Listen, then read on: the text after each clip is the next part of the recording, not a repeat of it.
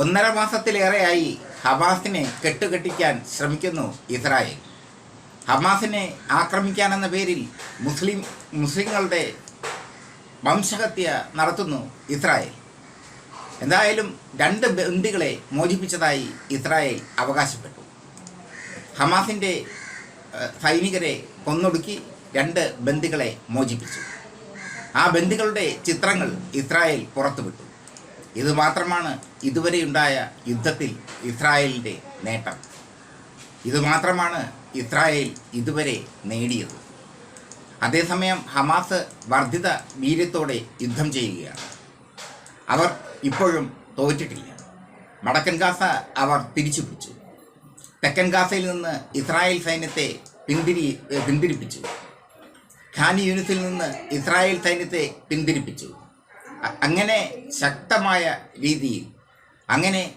ശക്തമായ ആക്രമണങ്ങളിലൂടെ ഇസ്രായേലിനെ വിറപ്പിക്കുകയാണ് ഹമാസ്. 1.5 മാസത്തിലേറെയായി യുദ്ധം തുടങ്ങിയിട്ട് ഇസ്രായേലിന് പറയാവുന്ന വിജയം എന്ന് പറയുന്നത് 2 ബന്ദികളെ മോചിപ്പിച്ചു എന്നതാണ്. അല്ലാതെ ഒരു വിജയവും ഇസ്രായേലിന് അവകാശപ്പെടാനില്ല. അതേസമയം ചെങ്കടലിൽ ഹൂത്തികൾ വിളയാടുക തന്നെയാണ്.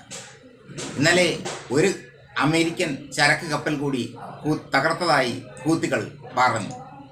അമേരിക്കൻ ചരക്ക് കപ്പൽ തകർത്തെറിഞ്ഞു ഹൂത്തികൾ. ബാലിസ്റ്റിക് മിസൈൽ ഉപയോഗിച്ചാണ് ഇത്തവണയും അമേരിക്കൻ ചരക്ക് കപ്പലിന് നേരെ ആക്രമണം ഉണ്ടായത്. അമേരിക്കൻ പടക്കപ്പലിൻ്റെ കൺമുമ്പിൽ വെച്ചാണ് ഹൂതികൾ ആക്രമണം നടത്തുന്നത്. കപ്പൽ നിന്ന് കത്തുകയാണ് ഇപ്പോൾ. എന്തായാലും കപ്പലിൻ്റെ അവസ്ഥ ദയനീയമാണെന്ന് അമേരിക്കയും സമ്മതിച്ചു. ആളപായം ഇതുവരെയ്ക്കും റിപ്പോർട്ട് ചെയ്തിട്ടില്ല. ഹൂത്തികളുടെ ഈ പ്രത്യേക യുദ്ധമുറ, ചെങ്കടലിലൂടെ പോകുന്ന കപ്പലുകളെ തകർക്കുന്ന യുദ്ധമുറ ലോകത്തെ അത്ഭുതപ്പെടുത്തുകയാണ്. ചെറിയ സൈനിക വൃന്ദമാണ് ഹൂത്തികൾ.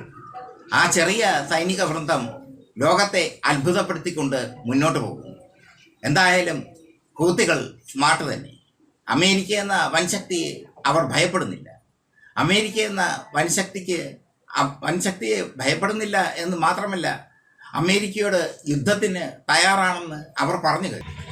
അമേരിക്കയുടെയും ബ്രിട്ടൻ്റെയും സൈന്യങ്ങൾ സംയുക്തമായി ആക്രമണം നടത്തിയിട്ടും ഹൂത്തികൾക്ക് ഒരു ചുക്കും സംഭവിച്ചില്ല. അവരുടെ രോമത്തിൽ തൊടാൻ പോലും കഴിഞ്ഞില്ല. 30% ഹൂത്തികളെ നശിപ്പിച്ചു എന്ന് അമേരിക്ക അവകാശപ്പെടുമ്പോൾ ചെങ്കടലിൽ വർദ്ധിത വീര്യത്തോടെ ആക്രമണം നടത്തുകയാണ് ഹൂത്തികൾ.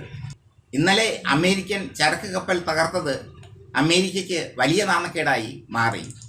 അമേരിക്കയെ സംബന്ധിച്ചിടത്തോളം ശക്തമായ തിരിച്ചടി.